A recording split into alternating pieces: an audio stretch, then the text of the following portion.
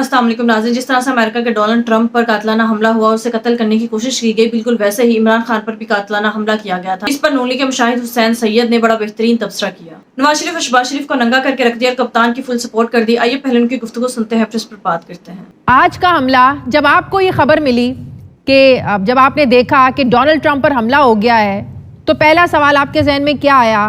क्या एनालिसिस था आपका? मैं समझता हूं कि आज 14 जुलाई को डोनाल्ड ट्रंप ने 5 नवंबर का इलेक्शन जीत लिया है। वो जो फोटो है मुक्के वाली, खून भी बह रहा है चेहरे से, वो एक दलेर आदमी की निशानदाही करता है। जिस तरीके से इमरान खान को पकड़कर, बालों से पकड़कर और एक तरह से घसीट कर डाला गया, वो तस्वीर आज तक लोगों को याद है। और उसी तरीके से हमने देखा, उसी दिन लोगों के जो जज्बात थे उभरना शुरू हो गए।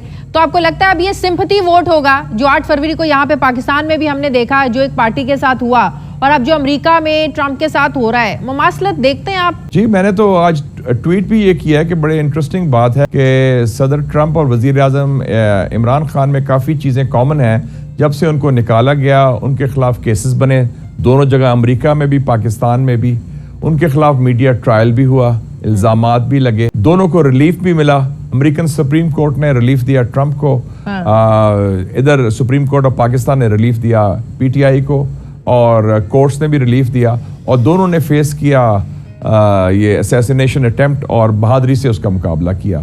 तो ये चीज़ें बड़ी वाज़ेह हैं और दोनों की मकबूलियत बढ़ गई है आगे से। अच्छा। तो इसका मतलब हम अगर सच बोलने के लिए अपने मफादात के हवाले से भी डर जाएं, खौफज़दा हो जाएं, लेकिन उसके बरक्स 2024 में जो दूसरे लोग हैं जो उनके मुखालिफ, वो खड़े हो गए। कैदी नंबर 804 ने कहा ठीक है मैं खड़ा हूँ। ये फर्क होता है। बिल्कुल सही। वो कहता है जो डर गया वो मर गया। लेकिन फर्क ये है कि यहाँ पर अवामी राय का, अवामी जज्बात का एहतराम नहीं होता। पाकिस्तान की बात कर रही हूँ, मगरिब में आप देखें, दुनिया में अवामी राय का एहतराम हो रहा है। पाकिस्तान में मेरे ख्याल में अवामी राय का एहतराम सुप्रीम कोर्ट ने कर दिया है। उन्होंने एक पार्टी जिसका ज्यादती हुई थी, जिसका मैंडेट खत्म किया गया था, जिसको बैन किया गया था, जिसका नामो निशान नहीं था बैलेट पर, जिसका अपना सिंबल भी गैर कानूनी तरीके से ले लिया गया था, उसको बहाल कर दिया उसके मैंडेट को। और लेकिन क्या हो रहा है आपको भी पता है कल से हो क्या रहा है? नहीं, हक कहाँ मिल गया है? आप देखिए लोगों को पकड़ना शुरू हो गए हैं। सुप्रीम कोर्ट ने कहा है कि आपके पास 15 दिन है, आप अगर एफिलिएशन शो करनी है तो आप देखें कल रात से लोगों को पकड़ना शुरू हो गए हैं। बुशरा बीबी और इमरान खान के खिलाफ और केसेस डाल दिए हैं, 8-8 दिन का जिस्मानी रिमांड दे रही है। तो ये आयन और कानून के साथ मजाक नहीं है तो और क्या है? ये एहतराम नहीं है। देखिए ये बात ये कि हमारा ये रवायत बन गई है सरकारी सिस्टम की कि हम अच्छा काम भी गंदे तरीके से करते हैं। हमें वो दूध डाल अच्छी चीज करनी आती नहीं है, और कोई ना कोई गंद जरूर करेंगे, और दूध भी देना है मेंगने डाल के। हाँ बिल्कुल, मेंगने डाल के। आपने ये सही फरमाया, दैट्स द राइट वन। और फिर जब जूते पड़ते हैं या दबाव आता है अंदरूनी या बैरूनी, फिर हम लेट जाते हैं, फिर बिल्कुल फ्लैट हो जाते हैं। इसका मतलब है कि हम नालायक तो है ही हैं, लेकिन हम सबक भी नहीं सीखते। इसीलिए हम बैकवर्ड क्यों हैं? क्योंकि इस किस्म के हरबों से, इस किस्म के हटकंडों से, इस किस्म की नालायकियों से, जहां मेरिट ना हो, सिर्फ हो कि खानदानों की इजारादारी हो और उनको पाला जाए, उनको आगे लेके दिया जाए, और जो मुल्क में अगर कोई काबिल लोग हैं, मुहब्बे वतन लोग हैं, जो मुल्क के खैर खा है लेकिन अपनी सोच रखते हैं, उनको सप्रेस किया जाए। तो ये फिर ये पाकिस्तान, लेकिन जो शहबाज शरीफ साहब बात कर रहे हैं कि मैं दबाव कबूल नहीं करूंगा, 20th सेंचुरी, मैं कहीं से दबाव कबूल नहीं करूंगा, वो कहां से आ रहा है उनको दबाव? आपको कुछ पता है? दबाव उनके सामने एक दिन पहले क्या हुआ था, वो जो गुस्सा निकालने की कोशिश बेचारे सरकारी अफसर पर कर रहे हैं, वो दबाव तो सीधा आ गया कि वो पूरा जो स्ट्रक्चर था, जालसाजी सी, वो खत्म हो गई है और वो एक्सपोज हो गई है पूरी तरह। सुप्रीम कोर्ट ने दूध का दूध, पानी का पानी एक कर दिया है। तो वहां से दबाव है, और किसे दबाव है? और दबाव अब उनको भी पता है हकीकत को कि असली रिजल्ट क्या थे इलेक्शन के, सबको पता है।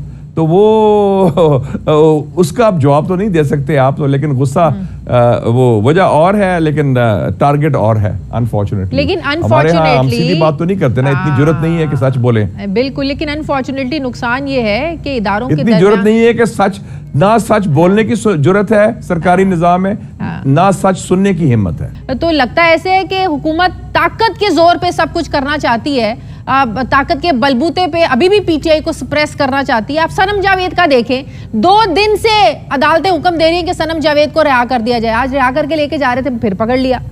ये लगता है कि जंगल का कानून बना के रख दिया इस मुल्क। देखिए जी, जब 2018 में अगर उस वक्त गलत था तो इस दफा जब पीटीआई से एक वही बात हुई, वो सही कैसे हो गया? और जहां तक ताकत का ताल्लुक है तो वो तो ताकत आपने कितनी इस्तेमाल की? 8 फरवरी को वो ताकत कहां गई? वो हवा में उड़ गई, वो फारग हो गई, हवा में उड़ गई। और अगर ताकत से फैसले होने हो तो अमेरिका वियतनाम की जंग जीतता, अफगानिस्तान की जंग जीता, इराक की जंग जीता। ताकत का तो ये बड़ा टेम्पररी चीज होता है, ये तो बड़ी टेम्पररी चीज है। ताकत एक आज है कल नहीं है। ताकत आप समझते हैं आप एक ओहदे में बैठे हैं, आप बड़े ताकतवर हैं, वो जल्दी इट्स जस्ट लाइक दैट। तकब्बर जो है ना, ये अल्लाह ताला को भी पसंद नहीं है। हम कहते हैं मैं बड़ा ताकतवर हूं, ताकतवर एक ही जात है, अल्लाह ताला की। तो ये हमारा जो डाउनफॉल भी होता है हर हुक्मरान का, हर सिस्टम का, उसकी बुनियाद जो कुरान शरीफ में है तकब्बर।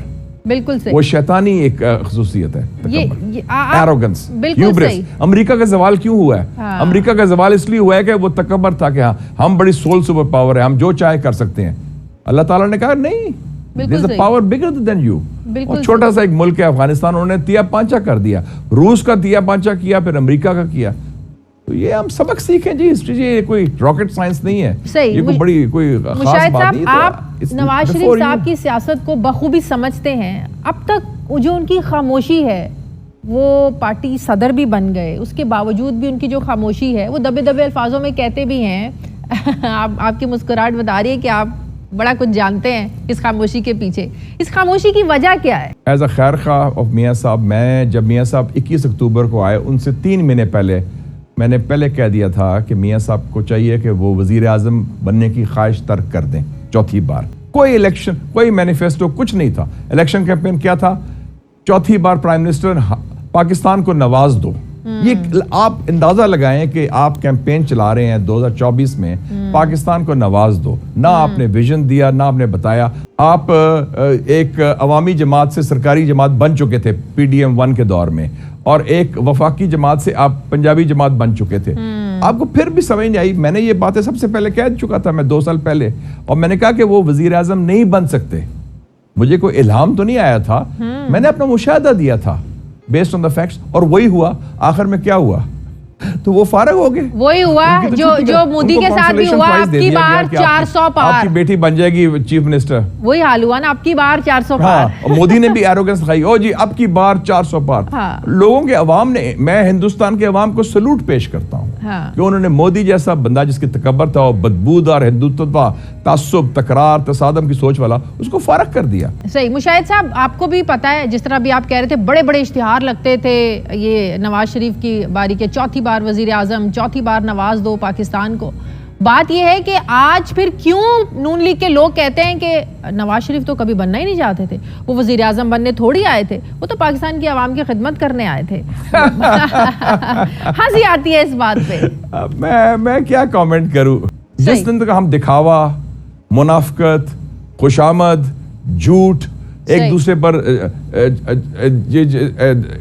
चक्कर चलाना, उधर से जो असल दिल में बात है वो कहनी नहीं, और जो बात कहते हैं वो दिल में नहीं है, ये छोटी मोटी हरकतें, ये लो लेवल बातें हैं। मेरे ख्याल में हम जरा ग्रो करें, पाकिस्तान के मसले हल करें। शायद साहब, हम देख रहे हैं कि ये जो एक ट्रेंड सामने आ रहा है, अब जैसे मैंने अपने इंट्रो में भी कहा कि 2024 जो है वो दुनिया में इलेक्शंस का साल है। इंडिया में इलेक्शंस हुए, पाकिस्तान में हुए, बरतानिया में हुए, अमेरिका में होने जा रहे हैं। तो एक जो हमें एक ट्रेंड भी नजर आ रहा है, और जिस तरीके से रिजल्ट्स आ रहे हैं बियॉन्ड एक्सपेक्टेशंस, एक एंटी एस्टेब्लिशमेंट। आप यूके देख लें, आप इंडिया देख लें, आज जो अमेरिका में वाकया हुआ, आप ईरान देख लें, आप टर्की देख लें, जो लोकल काउंसिल का इलेक्शन हुआ और वहां वो हार गए। तो ये जो ट्रेंड आ रहा है, ये क्या असरात डालेगा? कोई नई सियासत सामने आ रही है? कोई आपको क्या लग रहा है, क्या चेंजिंग्स आ रही हैं दुनिया में? ये बिल्कुल जी, मैंने भी इसका तज्जिया यही किया कि ये बहुत बड़ा एक ग्लोबल एंटी एस्टेब्लिशमेंट ट्रेंड है। लोग सिस्टम से, लोग स्टेटस को से, लोग जो रवायती सियासतदान है उनसे तंग आए हुए हैं, और वो लोग तब्दीली चाहते हैं।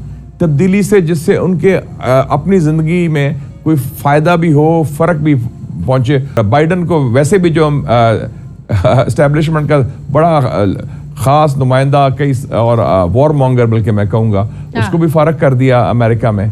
तो ये ट्रंप पहला अमेरिकन प्रेसिडेंट होगा जॉन एफ कैनेडी के बाद जो एक अमेरिकन एस्टेब्लिशमेंट की नुमाइंदगी नहीं करता। नाज़रीन, मुशाहिद हुसैन के मुताबिक जिस तरह से इमरान खान पर जुल्म सितम किया गया, इमरान खान पर कातिलाना हमला किया गया और जो जैसे इमरान खान की पार्टी को तोड़फोड़ का निशाना बनाया गया, इमरान खान पर जाली मुकदमात बनाए गए और इमरान खान को गिरफ्तार किया गया, उसी तरह से डोनाल्ड ट्रंप पर भी जाली मुकदमात बनाए गए, उस पर कातिलाना हमला किया गया और उसे गिरफ्तार किया गया। आज डोनाल्ड ट्रंप को अमेरिका की अदालत ने इंसाफ दिया, बिल्कुल वैसे ही इमरान खान को पाकिस्तान की सुप्रीम कोर्ट ने इंसाफ दिया। तो नाज़रीन, इमरान खान और डोनाल्ड ट्रंप में ये मुमासलत है। दूसरी तरफ अमेरिका का प्रेसिडेंट जो बाइडन है, जो बिल्कुल एस्टेब्लिशमेंट का चापलूस है, बिल्कुल वैसे ही जैसे शहबाज शरीफ पाकिस्तान एस्टेब्लिशमेंट के चापलूस हैं। ये पाकिस्तान का वजीर आजम शहबाज शरीफ अपना दिमाग इस्तेमाल नहीं करता और ये ताकतवर लोगों की उंगलियों के इशारों पर नाचता है। जिस तरह से अमेरिका की आवाम ने जो बाइडन को मुस्तरद किया, बिल्कुल उसी तरह नवाज शरीफ, शहबाज शरीफ और मरियम नवाज को पाकिस्तान की आवाम ने मुस्तरद कर दिया। लेकिन दोनों में फर्क सिर्फ इतना है कि जो बाइडन पर जिस इंसान ने कातिलाना हमला किया उसे वहीं पर कत्ल कर दिया गया, लेकिन इमरान खान पर कातिलाना हमला करने वाले आज भी आजाद घूम रहे हैं, उन्हें कोई पूछने वाला नहीं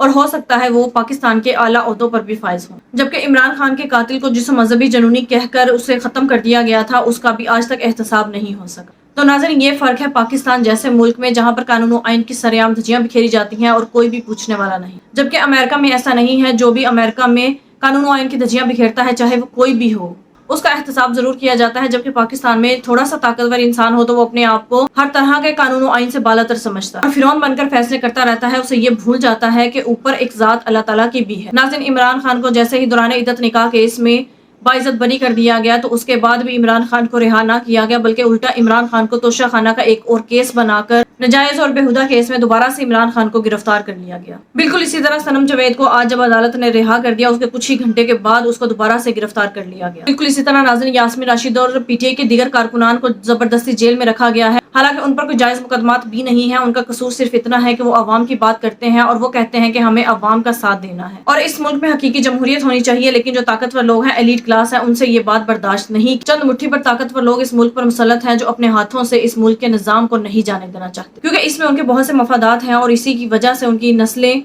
अरबों खरबों की मालिक बनी है। नाज़रीन, ताकतवर लोगों के नजदीक ये मुल्क एक फैक्ट्री है जिससे ये अरबों रुपया कमाते हैं और अवाम इनके लिए एक मजदूर की हैसियत रखती है। नाज़रीन, आपके इस बारे में क्या राय है, कमेंट में जरूर बताइएगा। अगली वीडियो में मिलते हैं, तब तक के लिए अल्लाह हाफ़िज़।